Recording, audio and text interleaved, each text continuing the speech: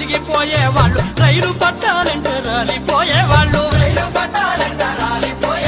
సుఖ్యసానాల మధ్య సత్తుపడేవాళ్ళు, ముక్కు పచ్చారని ముద్ద బంతులెన్న చదువు సంజలు లేక మూగబోతా ఉంటే ఎంత సొంపుగున్నది స్వాతంత్ర్యం చూడ సగంగున్నది స్వరాజ్యం, ఎంత సొంపుగున్నది స్వాతంత్ర్యం చూడ సగంగున్నది స్వరాజ్యం. భారత పాలకులు రమ్మని అనగానే జర్మనీ, జపాను, అమెరికా, బ్రిటనోడు అప్పిచ్చి దేశాన్ని ఏలుకుంటా ఉండ్రు,